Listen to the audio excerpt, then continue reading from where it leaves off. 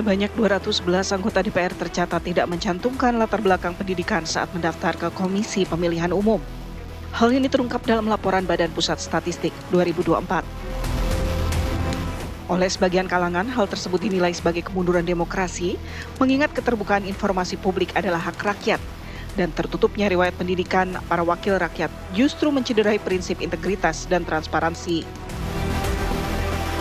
Komisi Pemilihan Umum sendiri menyatakan masih akan memverifikasi data tersebut secara lebih rinci. Lantas, apakah dengan tidak mencantumkan latar belakang pendidikan bisa diartikan sebagai kegagalan partai politik untuk mendorong kadernya lebih terbuka? Mengingat publik akan mempertanyakan komitmen mereka dan bagaimana mereka bisa dipercaya menjalankan demokrasi dengan baik. Tim TV One mengabarkan.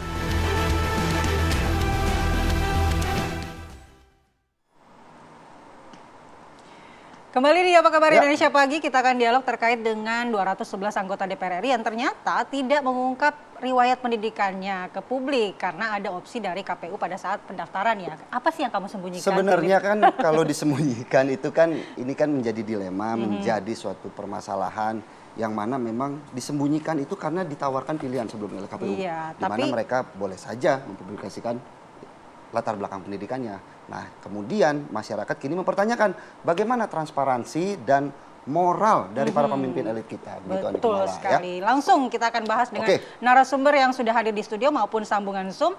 Ada Mbak Titi Anggreni, pengamat pemilu. Selamat pagi, Mbak Titi. Selamat pagi, Mbak Titi. Kemudian ada juga Mas Heri Medrova, analis politik CISA. Selamat pagi, Mas Heri. Kemudian sudah bergabung juga melalui Zoom Ahmad Doli Kurnia, anggota DPR RI. Selamat pagi, Bang Doli. Selamat pagi, Bang Doli. Selamat pagi. Assalamualaikum warahmatullahi wabarakatuh. Waalaikumsalam. Saya yakin Bang Doli ini bukan salah satu dari orang-orang yang menyembunyikan latar belakangnya. Karena dia udah S1, S2, S3 ya. Oke, tapi menyikapi ini seperti apa tanggapan dari Bang Doli? Saya belum tahu persis ya sebetulnya ada 211 itu apa yang kemudian dipersoalkan dengan tidak diketahuinya ya latar belakang pendidikan. Saya juga tidak tahu apakah saya masuk dari 211 itu atau tidak karena saya saya S1, S2, S3 nggak berhenti ya. Jadi lulus SMA langsung S1, selesai S1 langsung S2 dan kemudian langsung S3 lagi dan kemudian baru selesai sekolah. Dan saya memang selalu termasuk orang yang tidak pernah juga mau memberitahukan juga tentang saya udah sampai S3. Saya nggak pernah pakai gelar saya juga karena menurut saya ya gelar atau title itu ya cukup kita yang tahu dan orang tahu kapasitas kita saja. Kapasitas kita itu muncul karena memang latar belakang yang mungkin bentuk kita termasuk belajar formal, belajar informal gitu. Dan kemudian itu yang juga akan mempengaruhi attitude dan pikiran serta pandangan-pandangan kita gitu. Nah, sementara kan kalau untuk syarat untuk menjadi anggota DPR itu kan sudah diatur ya, minimal SMA. Jadi saya yakin sebetulnya dengan proses seleksi yang dilakukan mulai dari pendaftaran di partai, partai juga pasti sudah memverifikasi sejak awal bahwa mereka itu lulus minimal SMA gitu, SMA. Terus kemudian di KPU juga seperti itu. Nah, jadi mungkin saya perlu mendapatkan informasi detail ya, apa yang kemudian dipersoalkan soal nama-nama 211 itu apa saja yang kemudian yang perlu kita ketahui dari latar belakang pendidikan selain syarat minimal tadi SMA, lulus SMA itu. Iya. Mungkin Bang Doli, tapi kan kemudian masyarakat kini mulai bertanya-tanya apakah mereka juga sudah melakukan pemilihan yang tepat terkait juga bagaimana mereka memilih para anggota DPR RI saat ini dan mungkin masyarakat juga menuntut transparansi dan kalaupun dari 211 mereka yang belum menyerahkan latar belakang pendidikan, apakah kemudian Bang Doli melihat ini suatu urgensi, ada dorongan begitu untuk kemudian membuka mereka dari 211 orang ini yang belum memiliki latar belakang atau mungkin belum melaporkannya untuk kemudian ikut mendorong melaporkan latar belakang pendidikannya begitu Bang Doli? Nah, kalau sekarang dan ke depan ya saya kira memang perlu ya. Kemarin kan kita juga ada soal tuh ketika KPU menerbitkan keputusan KPU yang berkaitan dengan soal bahwa nanti calon presiden dan wakil presiden tidak perlu diakses terlalu detail data-data pribadinya gitu. Dan waktu itu saya mengatakan bahwa pertama tidak ada urgensinya. Kenapa sekarang baru tiba-tiba diterbitkan keputusan seperti itu, peraturan seperti itu, sementara pilpresnya masih akan datang. Kedua ya, kalau kita ingin menjadi atau memimpin sekian ratus juta orang manusia, ya tentu saya kira kita kan harus diketahui oleh sekian ratus juta orang itu, apa latar belakang kita, apa visi kita, sampai hal-hal yang detail. Jadi untuk menjadi pemimpin yang baik dan tepat, apalagi pemimpin itu ditunjuk oleh rakyat banyak, ya rakyat harus tahu tentang kita. Nah sama saya kira juga anggota DPR seharusnya memang tidak perlu ada data yang perlu ditutup-tutupi ya. Artinya kita ini memang harus menjadi seseorang yang bisa dipercaya ya. Nah orang yang bisa dipercaya itu ya kalau memang orang tahu tentang kita secara seutuhnya, ya latar apa yang selama ini menjadi track record kita, ya terus kemudian apa pandangan-pandangan kita, apa gagasan kita gitu ya. Nah jadi saya sih bagus-bagus aja dan tidak ada masalah kalau memang seharusnya semua elit apalagi orang-orang atau manusia Indonesia yang mengambil posisi berkaitan dengan soal pengambilan kebijakan yang berkaitan dengan hajat hidup orang banyak, saya kira memang harus perlu diketahui latar belakangnya.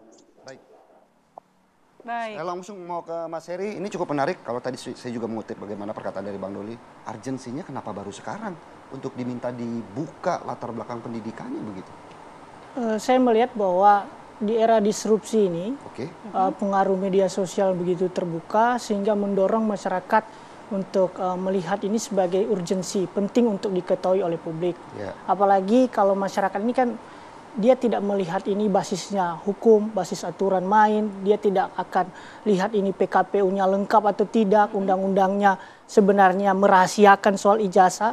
Tapi masyarakat ingin melihat bahwa siapakah yang mewakili saya ini, apakah dari sisi latar belakang layak, apakah dari sisi skill, kompetensi layak untuk mewakili kami di parlemen. Saya kira itulah yang dilihat oleh masyarakat. Tapi biasanya kalau di pemilu yang menang itu bukan yang memiliki latar belakang pendidikan yang bagus, justru yang kampanyenya kencang waktu pemilu, Mas.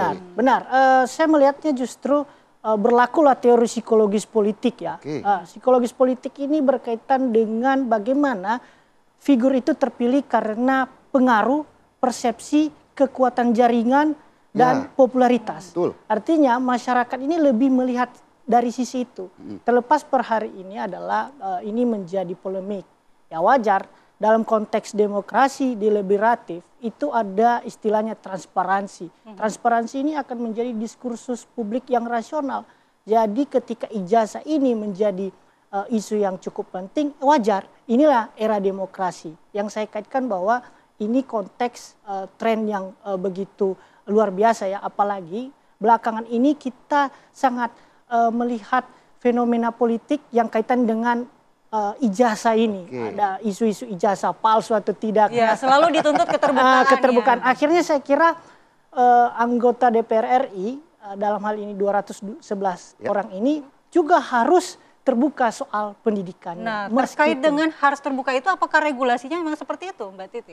Ya, ini sebenarnya dari aspek kepemiluan bukan hal baru. Jadi dari pemilu 2024 berjalan, sudah banyak yang mempersoalkan. Karena riwayat pendidikan itu sebenarnya termuat di dalam dokumen kurikulum vitae, daftar riwayat hidup begitu ya.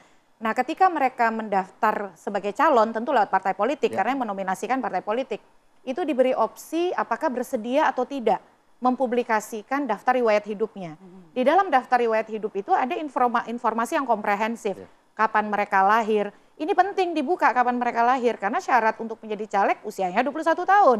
Lalu juga mereka pendidikannya apa? Karena syarat untuk menjadi anggota DPR atau DPRD minimal kan SMA. Artinya data itu ada, hanya tinggal pilihannya mau dibuka atau boleh, kan begitu? Betul, jadi pertanyaannya adalah satu, seberapa jauh KPU ini mendorong para kandidat ini paham, tahu, sadar dari pilihan-pilihan yang mereka buat.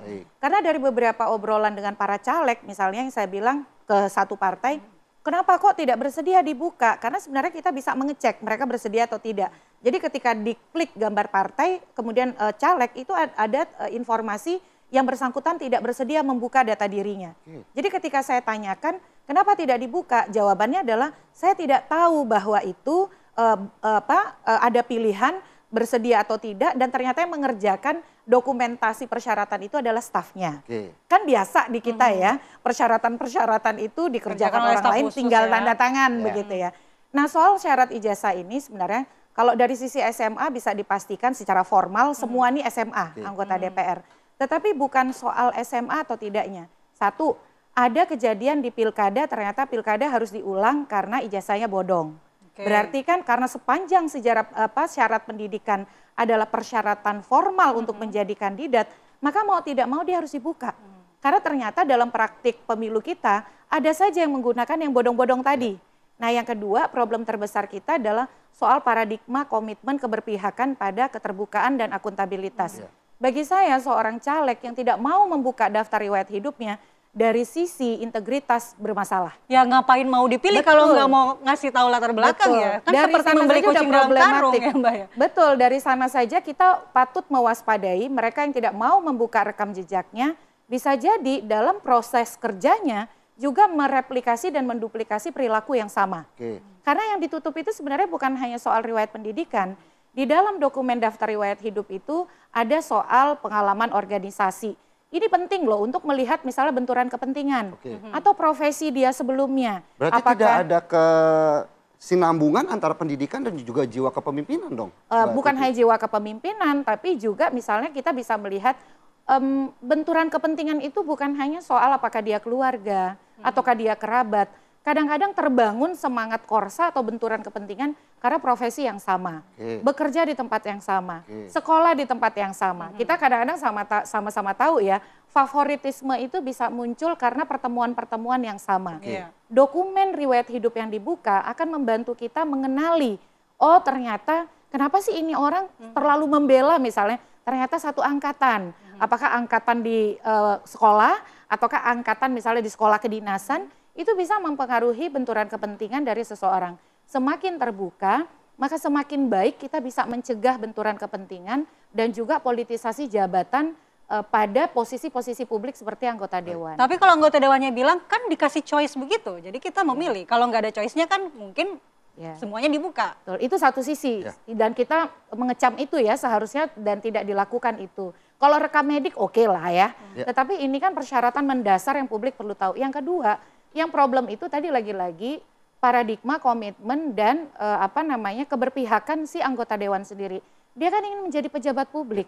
Kalau tidak mau menjadi milik publik, ya tidak usah menjadi pejabat publik, jadi orang seperti saya saja begitu ya.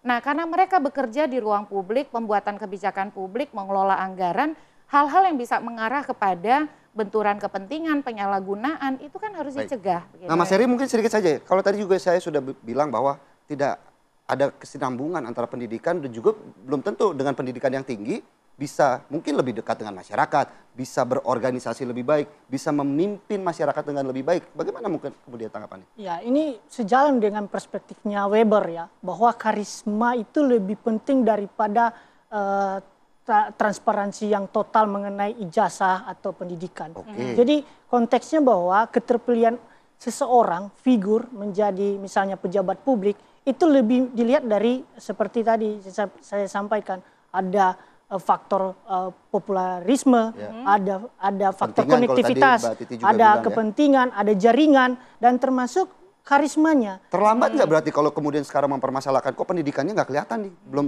dibuka begitu? Ya, saya rasa menurut saya kemarin sudah didorong ya oleh beberapa kalangan ya, dan kalaupun sekarang digaungkan kembali tidak terlambat menurut saya, karena memang harus dicek juga ini relevansinya dengan Undang-Undang Keterbukaan Publik yang jelas mengatakan bahwa soal ijazah ini adalah dokumen yang harus disimpan dengan baik. Artinya tidak terlalu terekspos hanya untuk kepentingan tertentu.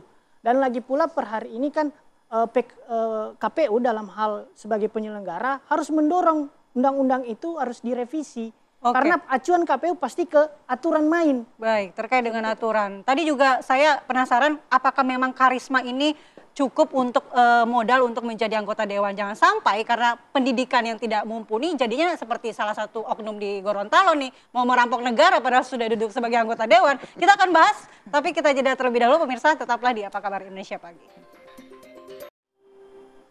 Kita lanjutkan dialog di Apa Kabar Indonesia Pagi. Kita ke Bang Doli. Tadi Bang Doli sebenarnya sepakat bahwa informasi mengenai riwayat pendidikan itu tidak masalah dibuka dan itu memang penting untuk transparansi sebagai pejabat publik. Dan juga menampilkan kredibilitasnya. Saya loh ini pendidikannya tapi ini. Tapi sebagai anggota DPR, menurut Bang Doli, bagi mereka ini yang tidak membuka riwayat pendidikannya namun tetap terpilih duduk di anggota dewan, kira-kira alasannya apa, Bang?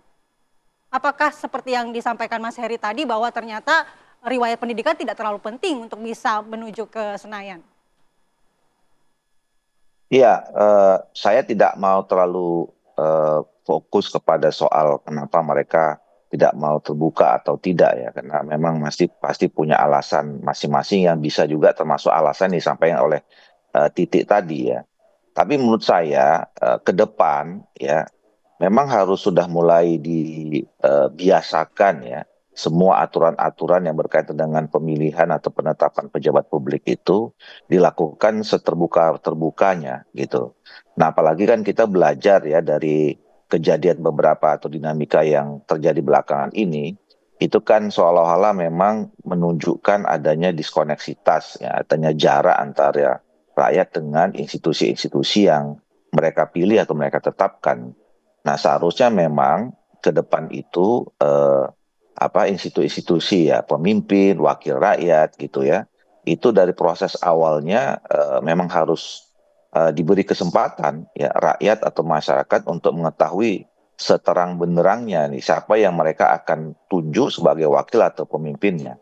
Jadi kalaupun saya memang terus terang saja saya baru tahu juga itu ada soal pilihan bisa diakses atau tidak diakses. Nah harusnya nanti KPU ke depan nggak ada lagi soal pilihan itu, begitu ada anggota atau soal anggota masyarakat yang ingin berpartisipasi menjadi anggota DPR atau menjadi kepala daerah atau even menjadi calon presiden, ya dia harus memang mengikhlaskan dirinya untuk bisa diketahui secara publik. Walaupun ya menurut saya memang kalau kita kaitkan dengan soal latar belakang pendidikan, karena latar belakang pendidikan ini juga menjadi hanya salah satu saja sebetulnya ya. Karena kadang-kadang orang yang bersekolah atau belajar secara formal tinggi jenjangnya ya belum tentu juga bisa memenuhi harapan atau ekspektasi masyarakat gitu. Nah sebaliknya ada juga orang-orang yang mungkin sekolahnya tidak terlalu tinggi dibandingkan dengan yang lain. Cuman karena mungkin punya track record jejak pengalaman di bidang yang lain ya, mungkin juga kadang-kadang orang itu bisa menyelesaikan atau bisa sesuai dengan ekspektasi masyarakat.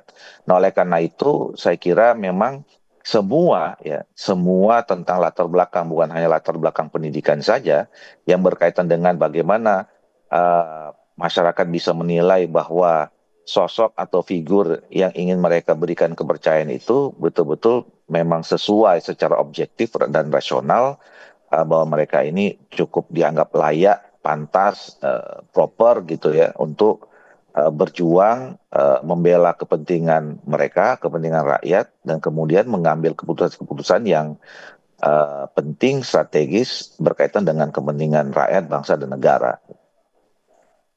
Baik, jadi menurut Bang Doli artinya pendidikan yang tinggi ataupun juga mereka yang mungkin memiliki koneksi untuk bisa duduk di, kalau kata Andi Kumala, di Senayan begitu ya, untuk sampai ke Senayan, belum tentu juga bisa mempengaruhi kebijakan-kebijakan yang diambil begitu ya. Artinya apakah kebijakan itu kemudian pro terhadap masyarakat begitu ya Bang Doli ya? Iya, artinya nggak bisa dinilai dari salah satu aspek soal pendidikan saja. Jadi semua hal Baik. ya. Jadi kalau kalau kita mau jadi public figure ya, atau orang yang diberi harapan gitu untuk bisa membantu menyelesaikan masyarakat, apalagi menduduki jabatan-jabatan posisi pengambilan keputusan ya, kebijakan publik, ya itu harus dilihat dari berbagai latar belakang ya, bukan hanya pendidikan. Tadi misalnya tentang pengalaman selama ini dia berada di mana ya, beraktivitas di mana. Kalau dia selama ini aktif di organisasi, organisasi apa? Kalau sebelumnya dia bekerja di mana? Terus kemudian juga apa namanya? Kalau punya keluarga, eh, apa namanya?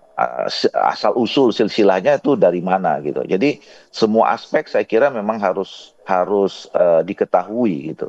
Jadi saya Baik. bukan soal mau apa namanya fokus kepada soal latar belakang pendidikan atau tidak, apa latar belakang penting atau tidak penting, tapi itu hanya salah satu saja gitu ya.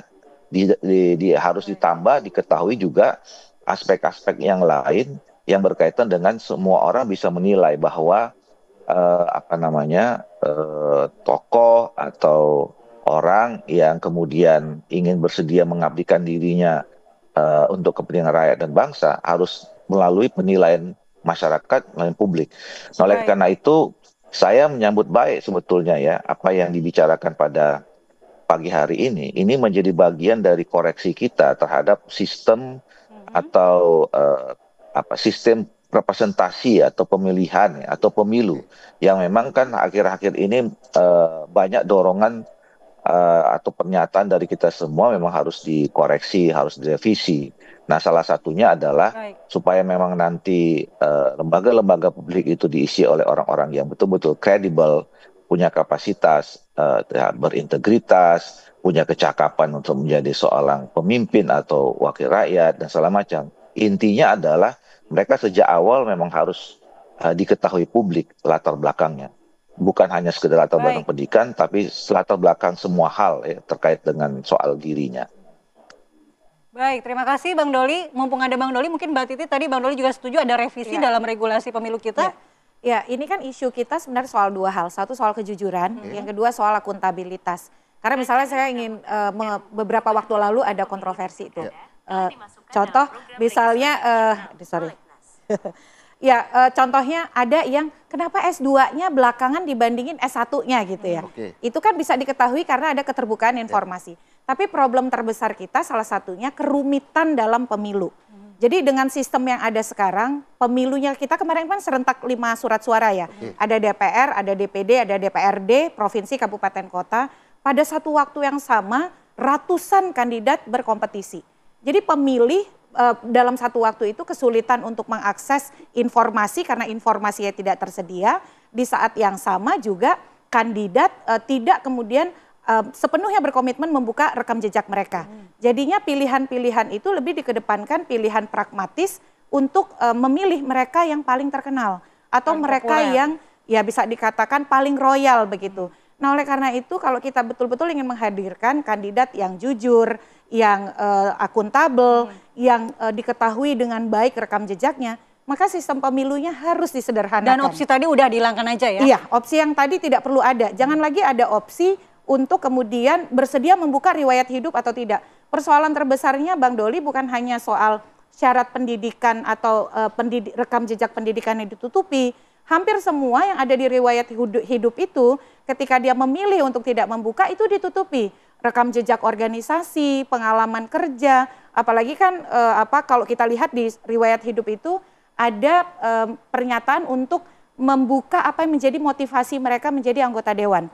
Kalau kita baca itu jawabannya kadang-kadang simplifikasi sekali, ingin mengabdi kepada masyarakat. Ya tapi kan mengabdi kepada masyarakat jalannya bagaimana begitu ya. Jadi satu sistemnya harus kita tata ya Bang Doli, lebih sederhana, lebih mudah dan lebih bisa mendekatkan kandidat dengan para pemilih. Yang kedua, aspek transparansi, keterbukaan, akuntabilitas, kejujuran itu harus diatur lebih detail lagi di dalam revisi Undang-Undang Pemilu yang akan Bang Doli dan kawan-kawan kerjakan. Mas Heri, tadi juga saya mengutip perkataan dari Bang Doli bahwa kebijakan yang baik juga belum tentu hadir dari mereka yang memiliki latar pendidikan yang tinggi. Bisa saja mereka yang juga pintar berorganisasi, memiliki jiwa kepemimpinan yang lebih tinggi, lebih dekat dengan masyarakat. Seperti apa kemudian menanggapi bahwa permasalahan latar belakang ini tetap harus dibuka deh? Menurut saya tetap dibuka karena tadi banyak kelemahan. Artinya banyak minusnya lah, banyak kurangnya kalau misalnya tidak terbuka. Satu, kita ini negara demokrasi. Oke. Dua adalah persoalan ijazah ataupun pendidikan ini kemudian menjadi polemik yang berkepanjangan dan menyita perhatian publik ketimbang hal-hal yang substansi yang harusnya dibahas oleh parlemen atau DPR RI. Artinya masalah ijazah, masalah pendidikan segeralah untuk di-clearkan. Apakah memang dibuka seterang benderang atau justru ditutup? Atau berarti keterbukaan latar belakang pendidikan ini hanya sekedar untuk supaya tidak ada masalah lain di kemudian hari begitu? Ya, menurut saya salah satunya itu. Oke. Yang kedua, di sisi lain kita harus belajar juga dengan negara-negara demokrasi yang lainnya. Jadi ada beberapa negara demokrasi, saya kasih contoh misalnya Italia, India. Anggota parlemennya itu tidak secara terekspos pendidikannya. Jadi saya kira bahwa mungkin jangan-jangan Indonesia ingin meniru negara-negara tersebut ya. Dan saya rasa bahwa demokrasi Indonesia seharusnya berbeda dengan demokrasi negara-negara itu. Prinsip keterbukaan ini, transparansi ini adalah bagian dari, sekali lagi saya katakan adalah demokrasi yang deliberatif. Ya, sosok figur yang memang mumpuni secara kapabilitas perlu kita ketahui apakah mereka ini layak untuk mewakili atau justru tidak layak. Baik, saya sepakat karena kalau kita ingin mewakilkan kebutuhan, kepentingan dan harapan kita ya kita harus mengenali dong siapa yang mewakili kita. Tapi Jangan sampai beli kucing dalam karung. Iya, tapi gitu sebenarnya ya. ini juga jadi momen kan pemilu sudah selesai.